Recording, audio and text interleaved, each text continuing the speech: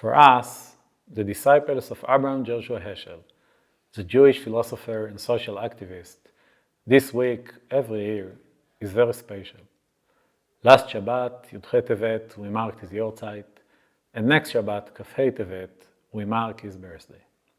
He was born in 1907 in Warsaw to be a Hasidic rabbi, went as a young poet to learn in Vilna, faced the Nazis as a doctoral student in Berlin, taught in the US at HUC and the JTS, marched with Martin Luther King Jr. in Selma, Alabama, and passed away in New York City on December 1972. Martin Luther King took his slogan, "Let my people go," from the story of Exodus. A few chapters before this verse, we find in our Parashat a similar saying from God, "Let my son go." This is the first place in the Torah in which we can find this image of God's parenthood. This saying of God receives a deeper meaning today, for our hearts are with the parents of the hostages. All of us pray with them, "Let my children go." But what is the meaning of this image? In Heschel's first meeting with Martin Luther King in a 1963 conference on religion and race in Chicago, he explained why God's parenthood is the very opposite of racism or religious bigotry.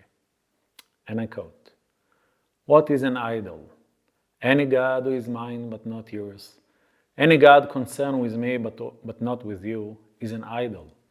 Racial or religious bigotry must be recognized for what it is, blasphemy.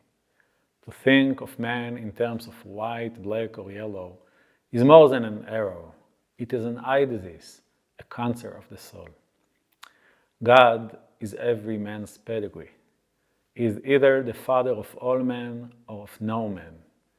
The image of God is either in every man or in no man." Equality as a religious commandment goes beyond the principle of equality before the law. Equality as a religious commandment means personal involvement, fellowship, mutual reverence, and concern. End of quote. According to Heschel, every time we experience deep fellowship with another human being, with every kind of human suffering, we feel how God's parenthood has opened our hearts to relate to each other as siblings, and vice versa. Every time that our faith brings us to feel or to behave as if we are a supreme nation or religion, we worship an idol. We idolize ourselves instead of worship God. In 1965, in his speech, "No Religion is an Island," Heschel used this image to explain the importance of interfaith dialogue, as well as the moral line which explain why sometimes you have to fight against another religion. And I quote, "Above all, while dogmas and forms of worship are divergent, God is the same. There are levels of existence where Jews and Christians meet as sons and brothers. All men are sons of one Father, but they have also the power to forfeit their birthright, to turn rebels, voluntary bastards. It is not flesh and blood, but honor and obedience that save the right of sonship. We claim brotherhood by being subject to His commandments. We are sons when we hearken to the Father, when we praise and honor Him." End of quote.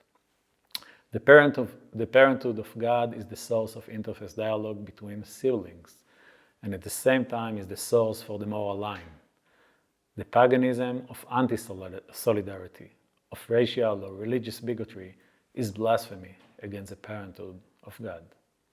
You simply can't forge solidarity with fundamentalists who hate you. You can't do inter-religious dialogue with someone who idolizes his own religion and sees all the partners of another religion as objects of murder, simply because they belong to another religion. Racism or religious hatred is idolatry, while deep faith in God, our Father, is the ultimate source for equality, fellowship, and peace. Shavua Tov from Schechter.